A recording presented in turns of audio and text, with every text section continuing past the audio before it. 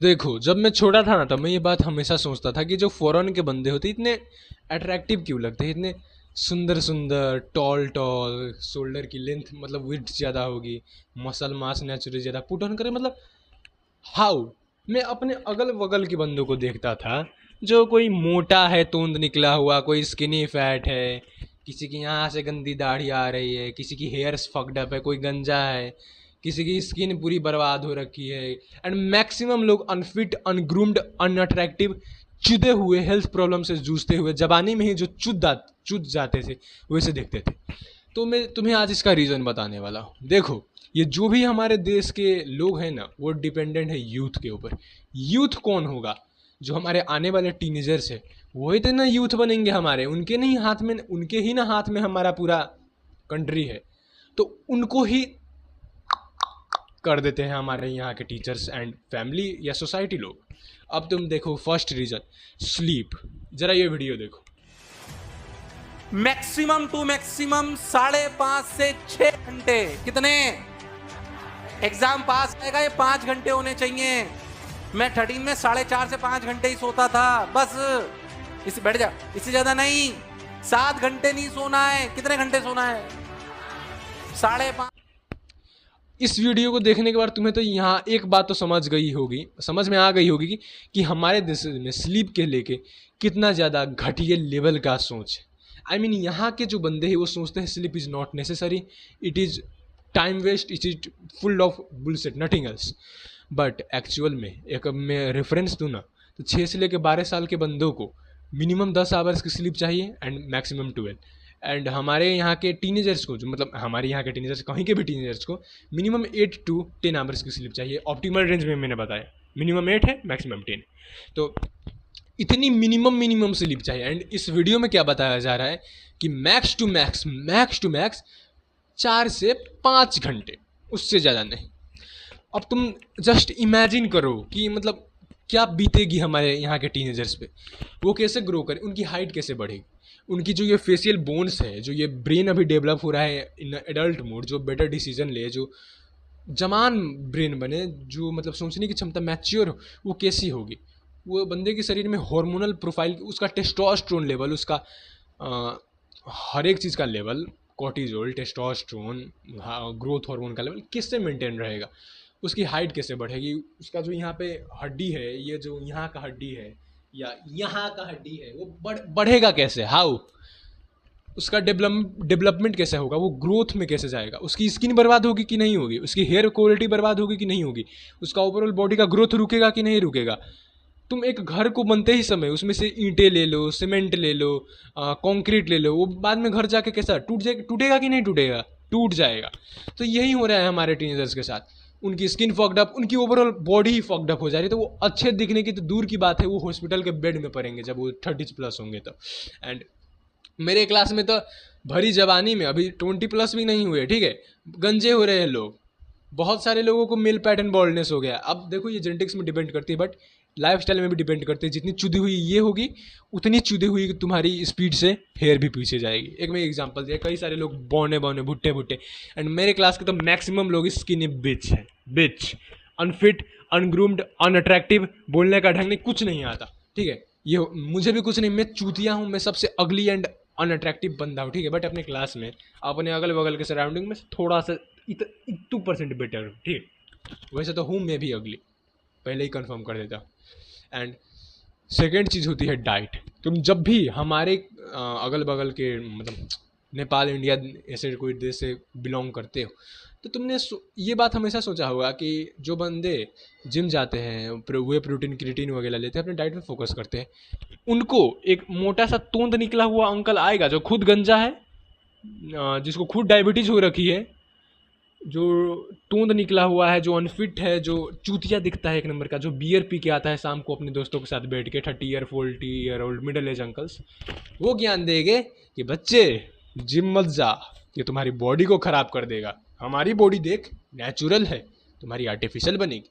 ये बॉडी सिर्फ दिखाने के लिए होती है बच्चा, इससे असली दम नहीं आती। ये ले घी खा, देसी ताकत, अलग लेवल के कंट्रोवर्सी, अब कंट्रोवर्सी कर अलग लेवल के हिपोक्रेसी, मतलब खुद दारू पियो, सिगरेट खाओ, पेट फुला के सांड जैसे बैठे हो, कुछ काम करो धंधा नहीं करो, अनफिट हो जाओ, अनग्रूम्ड हो जाओ, हॉस्पिटल के बेड में जाके लेट जाओ, डायबिटीज़ करवा लो, अपनी बॉडी को जवानी में ख़त्म करवा लो, अपनी जेनेटिक्स को घटिया कर लो, अपने ग्रोथ को घटिया कर लो, अपने आने वाले जनरेशन्स की ग्रोथ को घटिया कर लो, एंड कहो कि जिम मत जा भाई, तुम्हारा ना हाइट रुक जाएगा, तुम्हारा ना बाल झड़ जाएंगे, तुम्हारा ना ये हो जाएगा, तुम्हारा कत्ल हो जाएगा, मतलब अलग अलग बात करेंगे। देखो मैंने कत्ल वाली बात किसी को मारने के लिए नहीं बोली, नहीं तो यूट्यूब ये वीडियो हटा दें, कुछ भी हो सकता है यहाँ। दूसरा रीज़न ये हो गया। एंड थर्ड रीज़न, यहाँ पे तुम्हें कोई भी फिजिकल एक्टिविटी में नहीं मतलब ज्वाइन करने देंगे तुम्हारे पेरेंट्स, या कोई भी अलग चीज़ में। तुम जैसे बास्केटबॉल, फुटबॉल, ये सारी चीज़ों के लिए जिद करोगे, एक्सपेक्ट क्रिकेट, इसको छोड़ देंगे, ये करो, बट दूसरी चीज़ों में जाओगे ना तो कहेंगे भाई टाइम वेस्ट, भाई तुम पढ़ लो बेटे। मतलब यहाँ पे फिजिकल एक्टिविटी का कोई कॉन्सेप्ट ही नहीं है। बाहर के देश में जाओगे ना तो चाइना ऐसे कंट्रीज़ में, वहाँ पे फिजिकल एक्टिविटी अलग लेवल पे होता है। ये कोई भी बाहर के अच्छे देश में चले जाओ, अच्छे देश क्या, ये गिने चुने एशियन देश को छोड़ के बाहर किसी भी देश में चले जाओ, काफ़ी अच्छे है फिजिकल एक्टिविटी के रूल। वहाँ पे बच्चे को क्लास में सोने दिया जाता है, वहाँ पे मैंडेटरी है सोना, तुम्हें सोना पड़ेगा, नहीं सोओगे तो चुदोगे। मैं एक बात कह रहा हूँ, वहाँ पे बच्चे आराम से सोते हैं, जी भर के सोते हैं। उनका क्यों हाइट नहीं रुक रहा है, इनका जैसा क्यों नहीं चुद जा रहा है, वो क्यों फिट है, वो क्यों यूपीएससी जैसे भी एग्जाम कर ले रहे हैं even with 10 hours of sleep. Because अगर जब तुम अच्छे से स्लीप लोगे, तुम्हारी कोई भी ब्रेन जो का फंक्शन होगा ज़्यादा बेटर काम करेगा, तुम ज़्यादा अच्छे मार्क ले पाओगे। भाई सिंपल लॉजिक है, मेमोरी काम नहीं करेगा, याद ही नहीं रहेगा, कोई कॉन्सेप्ट को जल्दी बैठा ही नहीं पाओगे तो पढ़ोगे क्या मेरे, समझ गए, पढ़ोगे क्या आंड। तो समझो इस बात को, sleep is necessary. And physical activity का यहाँ पे कोई कॉन्सेप्ट नहीं है। बाहर के देश में लोग स्पोर्ट्स खेलते हैं, मार्शल आर्ट, बॉक्सिंग वगैरह करते हैं, आर्म रेसलिंग, कैलिस्थेनिक्स, जिम का काफ़ी ज़्यादा कल्चर होता है, बट यहाँ पे बस क्रिकेट का कल्चर है, उसके अलावा तो कुछ होता ही नहीं है यहाँ पे। Third point, grooming. हमारे कंट्री में ग्रूमिंग को मीठा एंड छक्के के हिसाब से देखा जाता है। जब मैं खुद अपने यहाँ की मोच बाल काटने की बात करता था, मेरी मम्मी गुस्सा होती थी कि मत काट, इसी एज से करने लग गया, तेरा ध्यान हट रहा है। जब मैं फर्स्ट टाइम काट के गया, मेरे अपने दोस्त ही मेरा मजाक उड़ाने लग गए कि भाई तू सेक्सी दिख रहा है, तू गे दिख रहा है, तू छक्का दिख रहा है, काफ़ी बुरा लग रहा है। मतलब सोच रहे हो कितनी घटिया माइंडसेट है। ग्रूमिंग को यहाँ पे मीठे के नज़रिए से देखा जाता है, मेकअप के मतलब नज़रिए से क्या कहूँ। फोर्थ चीज़ भाई स्किन केयर को तो यहाँ मेकअप की तरह देखा जाता है। जो लड़का स्किन केयर करता है वो मर्द है ही नहीं, वो गे है।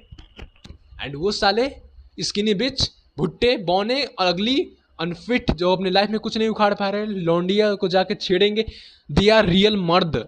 अपने घर में किसी से अच्छे से बात नहीं करेंगे, दे आर रियल मर्द। उनके पास कोई पर्पज़ नहीं, कोई लाइफ में गोल नहीं है, मनी कमाने का कोई भी एम्बिशन नहीं है, दे आर मर्द। बट जो मर्द के पास पर्पज़ है, जो अपने गोल पे काम कर रहा है, जो अपने आप को फिट रख रहा है, जो अपने आने वाले पुश्तों के बारे में सोच रहा है, जो अपने जेनेटिक्स को बेटर कर रहा है, जो पैसे कमाने के बारे में सोच रहा है, फेम, मनी, पावर को हासिल करने के बारे में सोच रहा है, वो स्किन केयर कर ले तो he is a gay.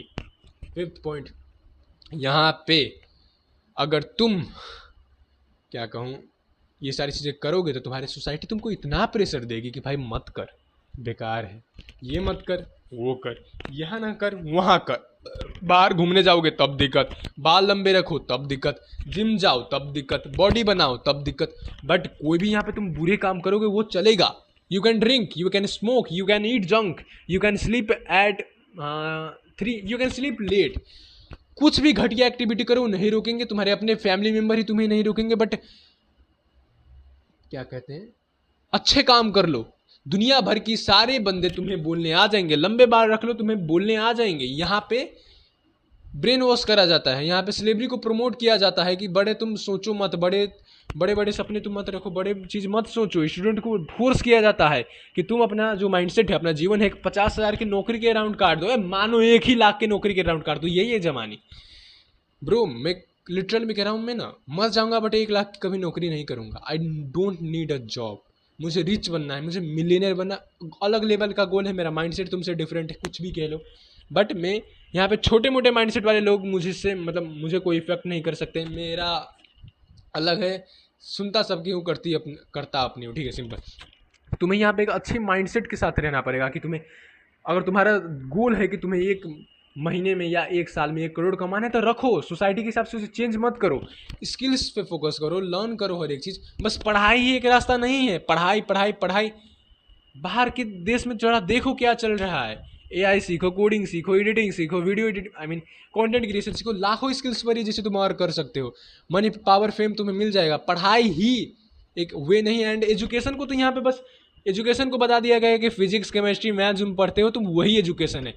Content creation भी, वीडियो एडिटिंग भी, गिटार सीखना भी, कोई स्पोर्ट्स खेलना भी, या कोई भी चीज़ जिसमें तुम्हें कोई नई चीज़ सीख रहे हो वो भी एजुकेशन ही है ब्रो। एजुकेशन का यहाँ पे डेफिनेशन ही गलत रखा है। तो ब्रो प्लीज़ फिक्स करो अपने आप को। यहाँ पे चुदे हुए लाइफस्टाइल है, चुदे हुए बंदे हैं, उनसे अपने ब्रेन को इफेक्ट मत होने दो। यही था मेरा इस वीडियो का मोटो। एंड तब तक के लिए स्टे हार्ड एंड हमारी बातें